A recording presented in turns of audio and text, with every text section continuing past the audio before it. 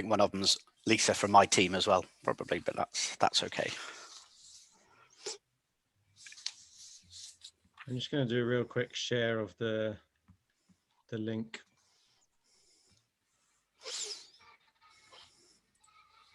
Hello, hello.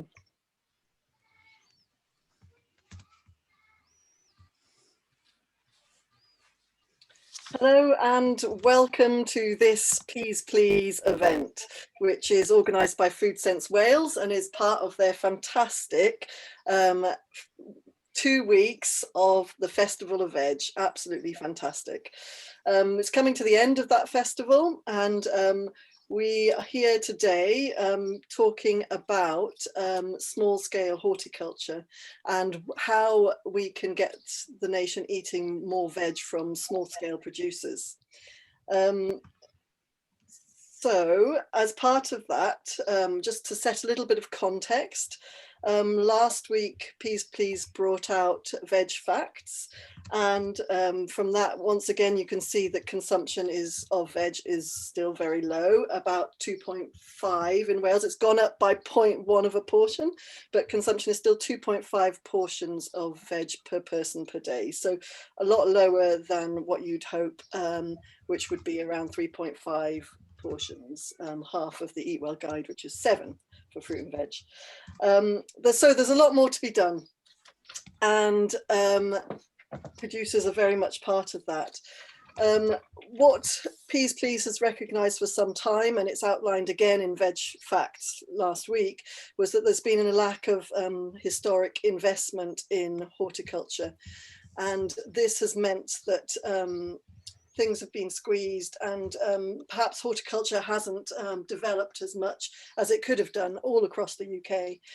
So Peas Please in Wales, led by Food Sense Wales, has been piloting an investment scheme for small-scale horticulture, and today we thought we'd talk through that scheme a little bit, and talk to some of the recipients as to how that has helped them. So we have Gary from Social Farms and Gardens, who will talk through the administration of the grant and the applications that came in. We hope to have Emma from Ash and Elm, but she may not be able to join us. We have Abel from Glasbren CIC, who will talk about the investment they had and the impact it's had on their consumption. And then to finish off, we will have Angelina Bellamy from the University of West of England. And sorry, I was just seeing Katie's message in the chat. And she will be talking about how CSAs increase fruit and veg consumption as part of the Tea Grains project. And then at the end, there'll be a bit of a chance for some questions. So delighted to start off this session. Just to say, I'm Amber Wheeler and I work as part of the Peas Please team. So Gary, can I pass over to you to explain a little bit about the Peas Please grants and the process, please? Yep, absolutely. And hello, everyone. And it might just be of interest to us if you just want to drop your name and where you're from in the chat, just so we can get a flavour of who's there sort of listening in, and we might be able to help react to some of that. Questions wise, Amber, are we looking to take questions at the end of this sort of first bit of the presentation? Yeah, questions at the end. We try to keep it fairly relaxed, and questions right at the end, I would say. But if somebody has a burning question, please do put it in the chat and put a big Q next to it. Great, thanks. So yeah, hi all, I'm Gary Mitchell. I'm Wales Manager for Social Farms and Gardens. And as Amber said, we partnership up with Food Sense Wales and the Peas Please work under the Food Foundation to launch a pilot grant scheme for small scale horticulture. And a lot of us here are aware of some of the issues around accessing funds for that sort of smaller areas of horticulture and how they miss out on certain things. And that's certainly some of the things we want to talk about later. But time and time again, people sort of come to us and say, look, we really can't access any grants for small bits of capital equipment. It's really hard. We don't fit under the government schemes. It's really hard for us as sole traders, individuals, small groups to access funding, etc., etc. So I guess those comments have been listened to and a bit of an action put into place through Food Sense Wales, and we helped to coordinate that. So we put a very short window out back in November last year for basically calls to an application process, set a few loose criteria around it. So you must be small, you must be under 5 hectares, you must be able to increase vegetable production through this grant, and you must be willing to be monitored for a year or so that we can prove the benefit. And just remember that we're using this as a pilot project to hopefully lever in more future support for more horticulturalists as we go forwards. 21 applications were completed in just the 2 days of window that we allowed people to apply in. So that's pretty impressive because it was a quick turnaround. We wanted to get these out the door. We wanted to get them agreed, and we wanted to get them in place before the main growing season started in sort of March, April this year, so that they can be fully evaluated for a year. Out of those 21, 6 were rejected pretty much immediately, just didn't meet the criteria, hadn't given us enough information. But the rest, the 16, then went to a review panel by experts. And a couple of the facts that I picked out of those 16 applications, 3 of them were from Carmarthenshire, 1 from Ceredigion, 2 from Gwynedd, 2 from Monmouthshire, 4 from Pembrokeshire, 3 from Powys, and 1 from Swansea. So a really good geographical spread across Wales, a couple of the northeast regions not represented, but the rest pretty much there. But perhaps more importantly, 4 of those local authorities are in the current top 10 for the worst performing child poverty rates. And that was one of the key outputs and the key aims of this fund, to try and target areas where deprivation is high, and particularly child deprivation, and where that food inequality sort of kicks in. So that was part of the assessment criteria. And out of those 16 project sites that applied, 49,000 kilograms of veg was being produced on those 16 sites. So it sort of reinforces the element that we know that actually small scale horticulture can be really productive. Out of just 16 quite small sites, all under 5 hectares, they're producing 49,000 kilos of veg a year, which is amazing. And that equated to £284,000 worth of earned income across those 16, which again, fantastic economic benefit there. And out of those 16 sites, 30 people were being employed through those small scale projects, which again is a pretty good stat to sort of take on board. And the panel shortlisted, went through an assessment process, got in experts outside of the project working group, if you like, and we were able to fund 5 sites with the limited amount of money we had. You're going to hear from at least one of those, hopefully 2, and if not, I'll do a bit on Emma's behalf. But the others were Anglewald Garden in Pembrokeshire, who received £5,000 for an industrial-sized polytunnel, and that was just a piece of equipment they could not afford, but they've managed now to afford a ginormous polytunnel in a beautiful walled garden setting to really increase their vegetable production. The other one was Troyderoo Organics in Ceredigion, up on the sort of mid Wales coast, and they were awarded £4,300 to purchase or build a compost windrow turner. And their application was an interesting one for the panel to consider, because it wasn't directly around growing veg, but actually their key need for their site was to create more compost, more organic matter, and improve the quality and the yields of veg. So we could definitely see the reasoning behind what they were asking for. And because it was a bit different as well, it was like, well, actually, is it that a simple piece of kit can really increase veg production? So we funded those. And the last one out of the 3 that you won't hear from is Henbant Permaculture up in North Wales, Gwynedd, and they got £4,300 for packing and storage sheds. Again, another relatively common issue that our smaller scale growers struggle with. How do we pack safely? How do we store safely? How do we keep it out of the sun? How do we keep it off the ground, etc., etc.? So they were awarded for that. And as I sort of mentioned, as part of the grant process, each of those projects effectively signed up to a deal to be monitored over the next year, light touch monitored, and Amber's taking a lead role on that with the sites themselves. And they'll be feeding back information into Amber. Amber will be helping shape the sort of information she wants to collect. And ahead of that, we'd already done effectively a sort of a baseline study of community supported agriculture sites across Wales and commercial agriculture sites across Wales. So we've got an idea of where we were starting from. And our involvement really as Social Farms and Gardens was to manage that grant process, push the money out as quick as we could, support the purchase of items of equipment, or just support the groups to go and buy it and deal with the financial and administration side. And obviously we'll help with some of the social media, the evaluation work, and just keep spreading the word that this is an amazing pilot. And hopefully by the end of it, we'll have some really good, robust data to share with others and put forward to potential future funders. That's it from me, really. If you've got any questions, again, drop them in the chat or remember them for the end. Thanks, Amber. Great, thanks. And thanks so much for Social Farms and Gardens for administering that grant scheme so well, very efficient. I like the 49,000 kilograms served by 16 projects. That's great. That's 49 tons. We could convert that into portions as well, which would be loads more portions if you want to do that. But that's great to hear. So next, would like to move on to one of the recipients, which is Abel, and he'll at Glasbren, near Bank of Elin, in Carmarthenshire, and he'll talk about what they spent the money on and how and about their project.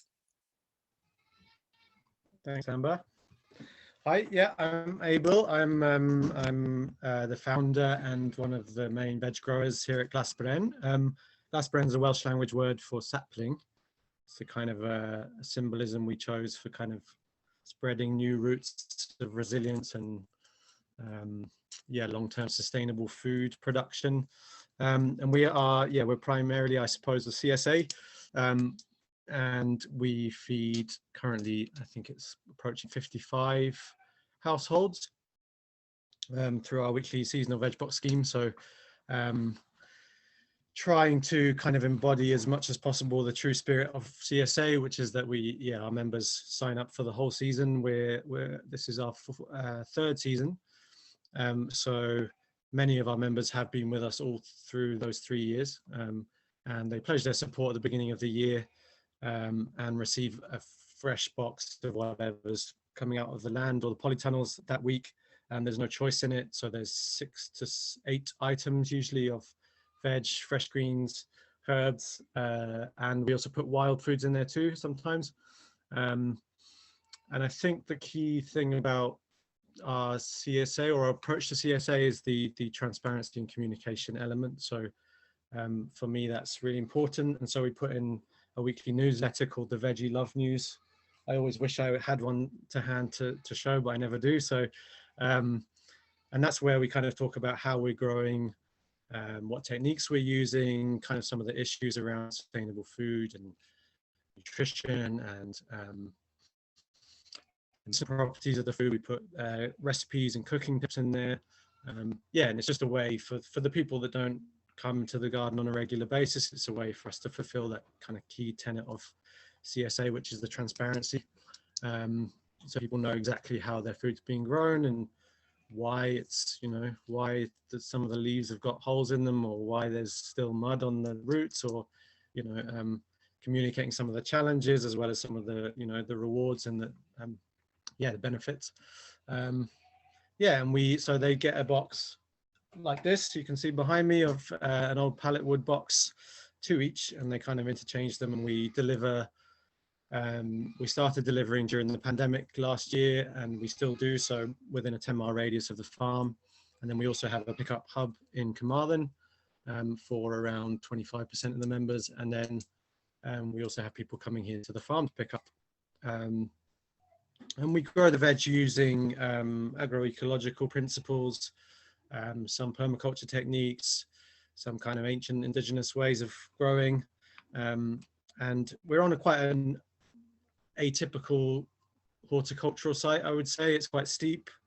It's very well south facing, but it's on quite a steep gradient on kind of in two directions. So it was quite an interesting design challenge to create the garden in the first place, and it's very much based on permanent on contour raised beds to kind of stop and slow that water and avoid runoff and erosion and the common problems you get around steeper slopes, and then trying to mix in perennial crops, perennial foods in with our annual veg growing to kind of stabilize the whole site and stabilize the soil, and in future being able to bring more and more perennial nuts, berries, perennial foods into our boxes and try to communicate the value of perennial food as a sustainable food source for the future. We're fully no dig, and we have been since the beginning. So yeah, that means just bringing in a lot of organic matter to the garden. We're not tilling, we're not turning the soil, letting the worms do all the work, and just trying to be smarter and smarter every year with our compost creation and our soil testing and just our understanding of general microbiology and ways we can bring native microbes from the forest into our soil in the garden.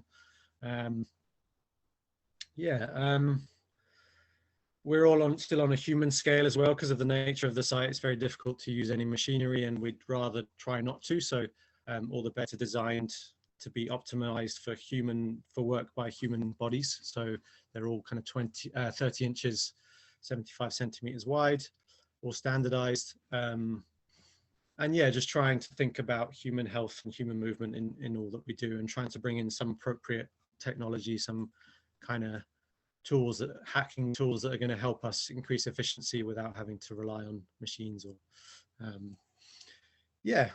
we mostly are now on rainwater that's harvested from the roof of the packing shed here, and another roof on the farm for the polytunnels and the garden now. And that's something we still need to do a bit of work on to try and automate the watering system a little, although we do enjoy hand watering, but it's getting pretty intense now. And we're seeing more and more of these dry spells. We need to keep working on that. As far as what else the project does, we've been working a lot on our solidarity veg box scheme the last year or so. So just in response to COVID last year, we started donating to the food bank, and I set up a fund to kind of try and raise the money to subsidize that from within our CSA community. And so we've been working with the Land Workers Alliance this year to develop that more into a membership-based scheme where people come on for the whole season and they get the same experience as a CSA member, but it's just subsidized by this fund from within the community, but also external donations. And we're excited to explore this research that we're hopefully going to be doing with Angelina as well, which is going to increase the numbers of that kind of food insecurity project. And that's something just we're really interested in, what a sustainable, financially sustainable version of that looks like, and what are the challenges. And we've definitely come face to face with a lot of those, mostly around probably cooking skills, the ability to prepare and cook the veg box way. That's a big one. Yeah, it's just a real education in kind of food habits, food attitudes, and some of the hurdles that we'll probably talk about in this session later on. We also host a lot of volunteers. And so, yeah, again, the garden's designed in a way to be a kind of as therapeutic and welcoming as possible to volunteers, as well as productive and fulfilling the veg boxes.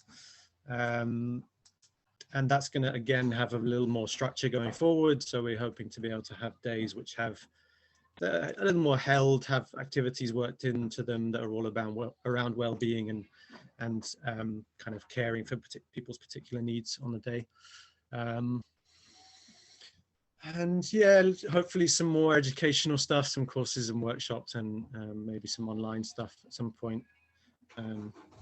Yeah, and we're there's always conversations going on about expansion and new sites and how we grow more veg, because we want to be, yeah, we do buy in the percentage of the box from other One Planet and organic growers locally, with very strict parameters of where and how that veg is being grown, and whether or not it meets with the kind of values and the promises we've made to our members around what's in their boxes. So, but we'd like to reduce the amount that we have to buy in and and grow more of that range ourselves, which leads me beautifully into the Peas Please grant, which was kind of a big part of that. Was as well as increasing, it has increased our sort of quantity kiloage of production, but it also crucially it's expanded our range that we're able to grow. So it means we can grow a higher percentage of the box ourselves. So that one of those things was a new polytunnel, or an old polytunnel actually. It was a repurposed polytunnel that Peas Please grant allowed us to buy things that we needed to kind of make it work and make it usable. Irrigation, the plastic covering, these kind of things. And that tunnel's up, and it's already got, the cucumbers are halfway up their strings in there, and that's been really great because that's expanded our diversity of polytunnel crops, which is getting more and more important, especially with the spring we just had. It's getting harder and harder to kind of have stuff available early on in the season. And the other part of the grant was used to extend this packing shed. So what you're looking at behind me is the extension itself. So actually I can just show you a quick round of the packing shed. And so there was an existing shed that I built 3 years ago, and then the grant helped to pay for an extension, which is now housing all the veg boxes, which has opened up the rest of the shed for, we're going to put in a new kitchen, which is part for feeding volunteers and the team, but it's also going to be kind of a set for filming cooking skills videos and things like that, something we want to try and do as part of that food insecurity part of the project. There'll be a little office space, and then there's also a sort of walk-in chiller cool room as part of the extension too. And then out the front of the shed, we've added on a tool shed and kind of a tea station, washing up station. So that's really helped us to fit in more veg boxes, but also kind of streamline the way we do things. So it means we can now have volunteers on the same day that we do packing and distribution of veg boxes, which wasn't really possible before because it was just too chaotic. It was too tight with all these different things going on at once. But now we've been able to kind of compartmentalize all the activities, which means we're sowing seeds and we're planting and we're doing work on the land at the same time as we're packing veg boxes, which means we're doubly as productive. Yeah, that's been a crucial thing. Yeah, I think the grant's an amazing thing. It was really came at a crucial time for us where we really needed to do this work. It was really, we just didn't know how we were going to do it financially. And yeah, it's been a really good example of what, just like a small injection of cash, we don't get any subsidies or any government support because we're tiny, relatively speaking. And but we're actually, through our techniques and through this kind of bio-intensive human scale way of growing, we're actually producing quite a high volume of veg from a small area. So yeah, I'm really interested to be part of this conversation, and I think that's probably enough, and probably more than 8 minutes. But oh, it's so great. It's so great to hear about it, Abel. And it was, I'd recommend going to visit Glasbren because it is beautiful, beautiful to see it in action. But I think there's a number of videos that you've been doing, isn't there, Abel? So people could easily get a good idea of what it looks like. And you've done some really good stuff on social media, haven't you? And yeah, there's some stuff on Hugh's nursery channel, and his new channel Regenerative Films, which has some really nice drone footage, which gives a good impression of the place. And yeah, there's a good chance for us to talk a bit about the kind of values and motivations behind it too. And I think Food Sense Wales been doing a film with you as well, which should be available at some point, I guess. Yeah, I think I shared it. I found it yesterday, and I shared it yesterday on our Facebook page. Right. Cool. It's really interesting. I didn't know that the Welsh word for sapling was Glasbren, so that's a new one for me. So that's good to know. And just how really interesting how just a small amount of money goes such a long way. I mean, that is down to your innovation, but it's a lot of projects like yourselves that are in a similar situation, that just a small amount of money can have big impact. unfortunately, Emma from Ashen Elm can't join us today, but next I'd like to go on to talk to Angelina about some of the benefits of CSAs, and particularly around consumption. Your research is concentrated on consumption, so it'd be great to hear about that. And you have a little bit more time, Angelina, given that Emma isn't with us. So, and then after that, we'll go on to discussion. Great. So I'm Angelina, and up until March of this year, I was based at Cardiff University in the Sustainable Places Research Institute. So I've just in the last few months changed positions to University of the West of England at Bristol, but I still live in Wales and my research interests are still very much Welsh focused. And so the project out speaking about that connects into the question of how do we feed more people from small scale agriculture is the tea grains project that I've been leading for the last 2 years. And that project, the focus is really looking at how do we make our regional scale food systems both more sustainable and healthier. And the sort of at the core of that project is really looking at the relationships within the food system. And our main hypothesis is that if we build relationships back into our food system, we can drive more sustainable and healthier consumption behaviors. And so the project then set out to test that and see, is that indeed the case? And so the main part that I've been working on is a longitudinal study over the last 2.5 years now, actually, following 2 cohorts of 60 households each. One are those who had recently joined the CSA at the start of the project, and the second cohort is our control group for comparison purposes. And so we're really we've been doing follow-up interviews every 6 months, and we also collect food diaries. So they're 3-day food diaries where the participants record what they eat online. And so with that sort of thinking about building relationships back into the system, here we're focusing on those relationships in the short supply chain between the producer and the consumer. Since the 1950s, 1960s, we know that our food system has been sort of the food supply chains growing longer and longer and longer. And it's come to the point now where most people don't know where most of their food originates from. And so what happens, I think, is that you get a disconnect. You get a disconnect between the values that people express or feel versus the values they express when they're purchasing their food. And those don't necessarily align. And part of that is because there's no connection with the place and the people that are growing that food. So on the one hand, we might be appalled by the idea of child labor and the idea of the amount of pesticides that are used to produce different key crops. But on the other hand, we buy those foods because we're not really connecting physically with those actions. And so with building those relationships back into the food system, it's also, I think, enables to make those values more explicit in the choices that we make around our consumption. Yeah, what I think, classic, what you see is that attitude behavior gap. You have an attitude, but your behavior doesn't necessarily reflect the attitude.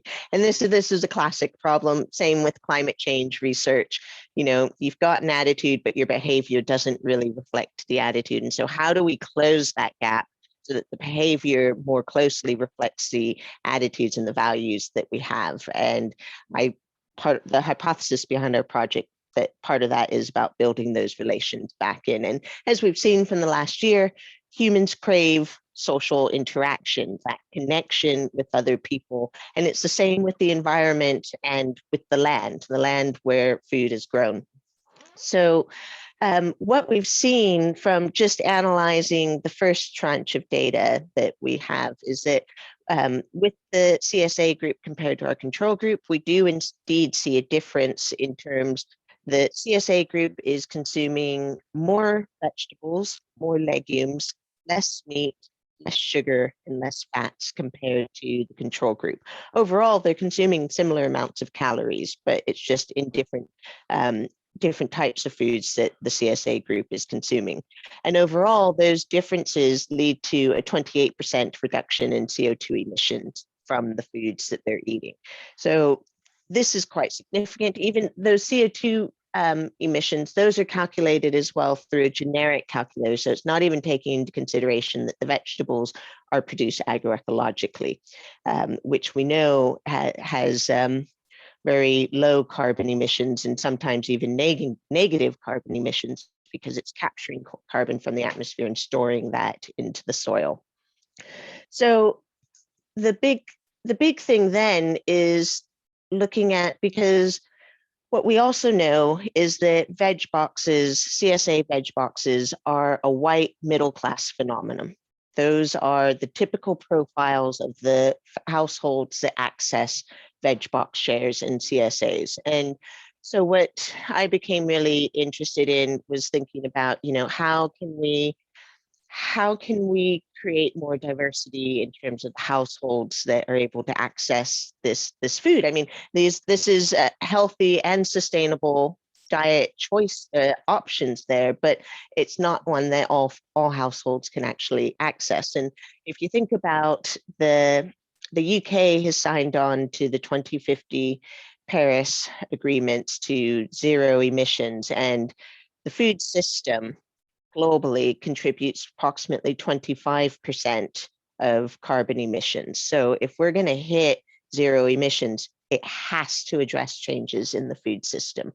And that's on production side, it's on consumption side. It's also about how food gets from the field to the fork. And so with this in mind, if the food that is more sustainable with lower carbon emissions is not actually affordable for all of the population, then you're going to have additional challenges in order to meet those zero emission targets.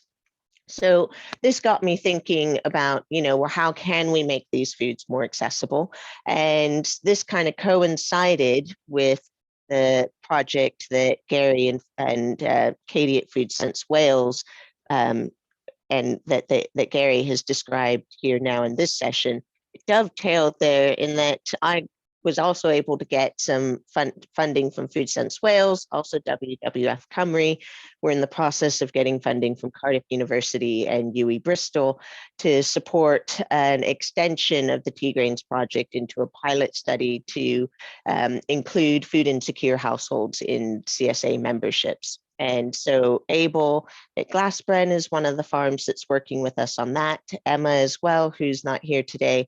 And then we're also working with Henbant, which is another recipient of the fund, with Tid and Tag, and with Slade Farm. So there's 5 farms we're working with, and each of those 5 farms is looking to recruit 10 food insecure households for the season. And the research money will go to help to cover the costs of those vegetable boxes for those households. And what we really want to look at is, with the food insecure households, do you see the same benefits accrue, or are there additional barriers that need to be surmounted? And part of the hypothesis actually is that, yes, there are additional barriers. However, a CSA membership may help to support the households in overcoming some of those barriers. So some of them might be around cooking skills, nutrition skills. Some of that gets addressed within CSA membership. Sometimes it's about identity. There's a lot of households, because I said it is a white middle class phenomenon. And if you're not white and if you're not middle class, your identity sometimes becomes a barrier to embracing these kinds of ways of accessing food even. So through that membership scheme and the community that gets built within a CSA, does that also enable households to overcome some more psychological type barriers to accessing healthier and more sustainable diets? So this is the kind of stuff we're doing at the moment. Each of the farms, we're getting them to partner up with their local food aid charity, so that through those partners, we're able to identify food insecure households to work with. And then we'll be running the similar kind of questions that we ran within our Tea Grains project, so that now we have the CSA group, the control group, and then we also have our food insecure CSA group to see what's the extent of the benefits that they're able to experience. But another part of that project is more on the business side, and that's working with the CSA farms to see how they can implement an accessibility or a solidarity model and to experiment with different practices to see by the end of the season, they will know ideally which are the practices that they can use to generate funds and how much money they are able to generate, so that, let's say by the end of the season, they see, okay, on average, we're able to generate £80 a week. And if our veg box costs £15, then we can support, I don't know, do the math, what is that, like six? We could support 6 households sustainably going forward if we continue to implement these practices as part of a solidarity model. So that while the research funding helps to support in this initial phase where there's a high risk, you don't know how much money you're going to generate, you don't know which practices are going to work best for your membership. But at the end of it, there'll be more information that they can implement a long-term plan to support food insecure households. And then the idea that the learning that we generate from that across the 5 farms, that we can put that together and try to use that as a resource pack for other farms that would be interested in taking a similar approach and expanding their membership base, so that we can include more food insecure households with that. So that's kind of the work I've been doing and thinking about how do we feed more people from small scale agriculture. It's the relationships, and then just thinking about how do we get everyone on board with this. Very interesting, Angelina. And it's been a hell of a year, hasn't it, with COVID, etc. And what we've found, like some of the evidence is that those veg box schemes and CSAs are really supporting communities in a huge sort of way. So we did a couple of surveys on veg box schemes, and the evidence is out there, but it's all sorts of different ways that those veg box schemes were supporting the local communities, not just with veg. Really important. But what we're here to talk about is how we get that more. You know, we all appreciate the benefits of small scale horticulture and all those things it can bring.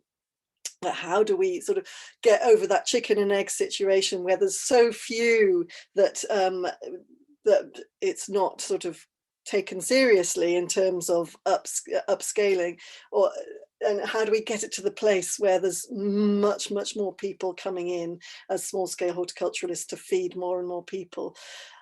So that's what I want to explore a little bit more. And I think, as you were saying, that this relationship building is very much part of it. It's very much part of it.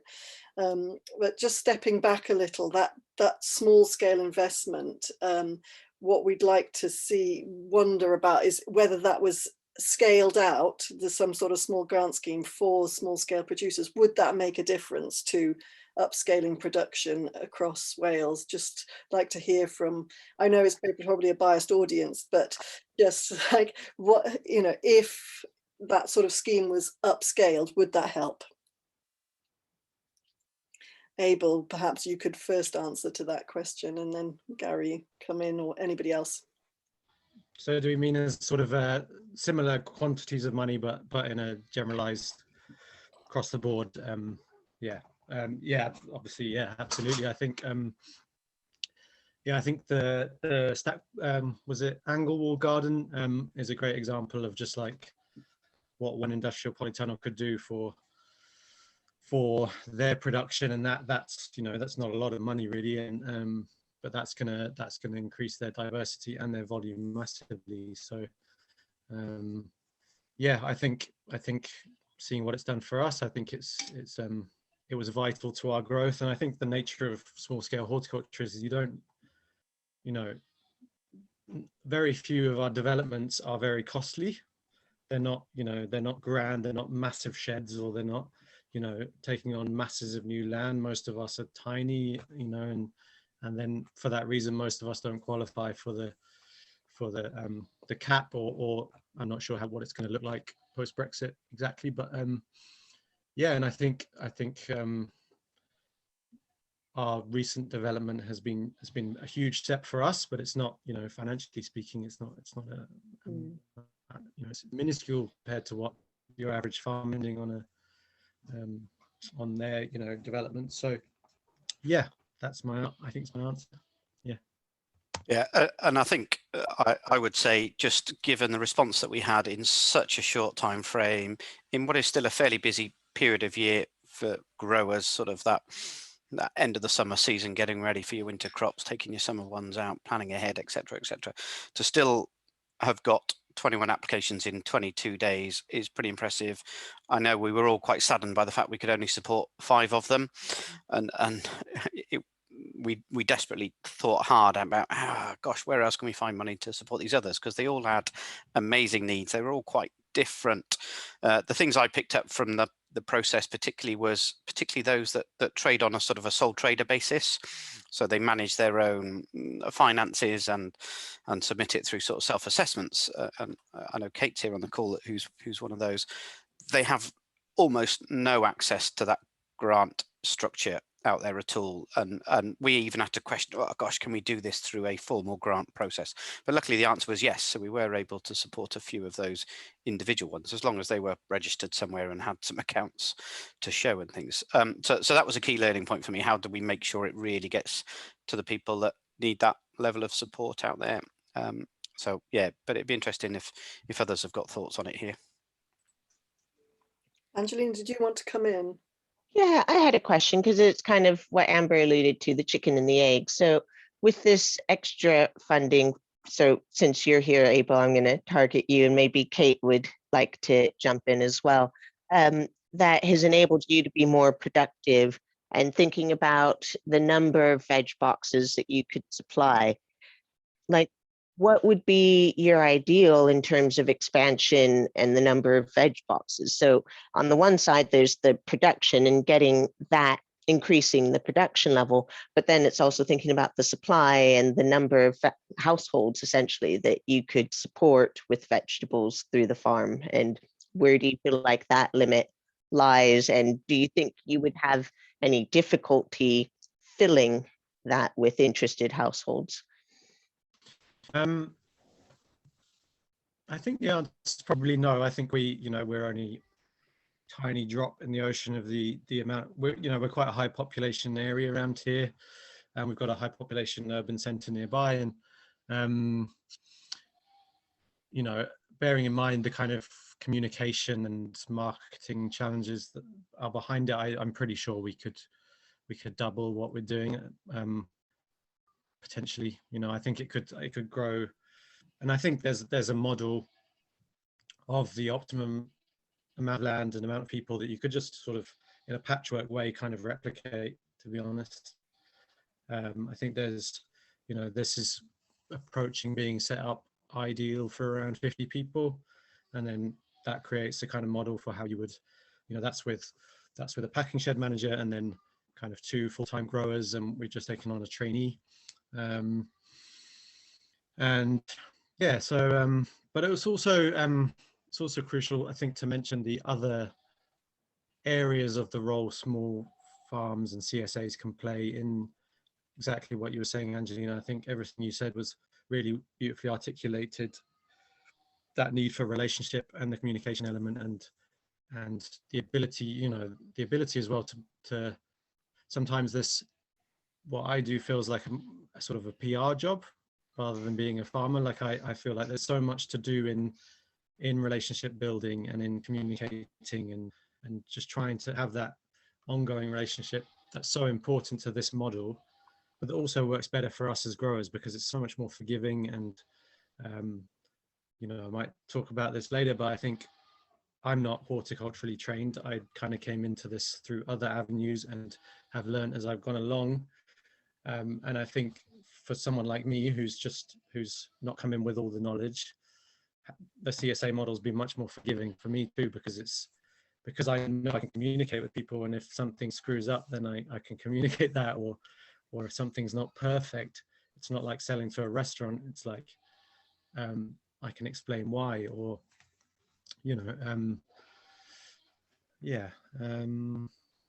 I think you do a great PR job, Abel. I think you do an absolutely fabulous PR job. And I think that's part of it, is that positivity that we need to sort of show that it can be done. And that's what a lot of you are doing now, is showing that it can be done. So in terms of what else, what can we do to stimulate the small-scale horticultural sector? We've got Hannah has put a question in the chat about that sort of key issue of labour. And so do we have any thoughts on how accessing suitable labour might be a barrier to expanding this type of production? Hannah, do you want to come in a little bit on that and expand a little bit? Because you could probably answer this question, actually. You could answer this. I don't think I can. I think I can tell you what I worry about as the problem, which is that I mean, I always love the optimism about increasing numbers of producers and the amount of production in Wales. But at the back of my mind, I'm always conscious that we currently struggle to get enough people to do the work. So how do you match that with the ambition of expansion? So I know in other countries, and probably here as well, people are already talking about putting a halt to expansion plans because they can't access enough workers. So I don't have the answer, and I hope other people might have some thoughts. I think there's a key there in what Amber was saying about Abel, you know, how successfully Abel has been able to communicate the message of the work that they're doing on the farm. I think you got some of these really, really nice videos coming out, and some of it's just showing that it's possible. I mean, it seems like quite a daunting thing. Like, I think to myself, oh, I'd love to do that, but oh goodness, where would I even begin with that? And there's some element of like, yeah, that how to, perhaps. I don't know. I was curious to hear about Kate's experiences. I don't know if you're still there, Kate. Hello, yes I am. Apologies, I'm only half listening in while I'm at work. Doing the real stuff. I'm doing the real stuff, yeah. Just popping my bag for a bit. Been really interesting to listen in now, thank you. And yeah, I guess I'm maybe a year or two behind perhaps where Abel's at. I'm just starting very small scale at the moment. So yeah, and I'm sorry, I also missed the beginning of the call. Just from your point of view, what would help you really to sort of get and sort of get more people in like yourselves to support you to grow more? Yeah, I mean, sure, labour is a big deal, as is access to land. I mean, yeah, I'm in Machynlleth, there's lots of willing volunteers around, which is great. But yeah, kind of, yeah, I think training, you know, having WIFers volunteers is great, but if they're very short term, then training people up to speed, it's, you know, encouraging people to, or enabling people to be able to stay for like a whole season or so, whether like that's through job centre funding, some people, yeah. There's some Kickstart, people have been coming in through Kickstart sort of programs, aren't they? Yeah.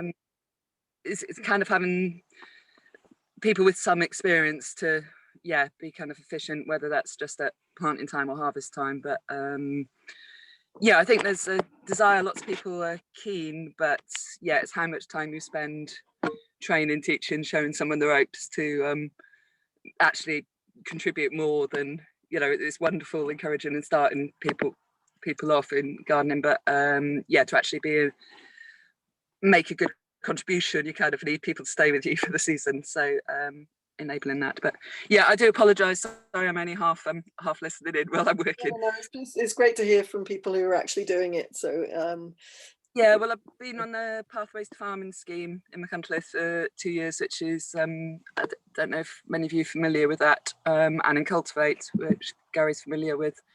So that's been amazing experience, and with the business side, and yeah, not just growing, but getting stuff to market as well. So I'm been to that, and probably, yeah, a year or two off my dream of doing it full time. great to hear from you. Great to hear from you, and good luck with it all.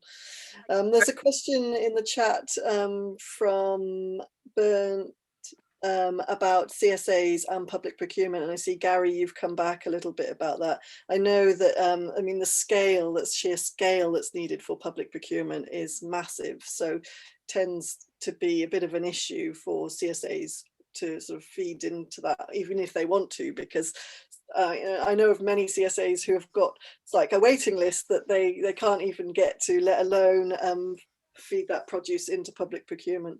And Hannah was involved in surveying some veg growers, a lot of veg growers during COVID, and what they were at capacity. They didn't have any extra. So in a way, we need to grow the sector before we can get to public procurement. It's that chicken and egg situation again, isn't it?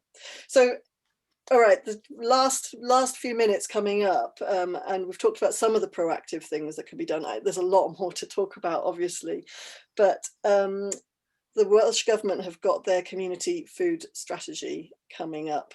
What do you think should be in it?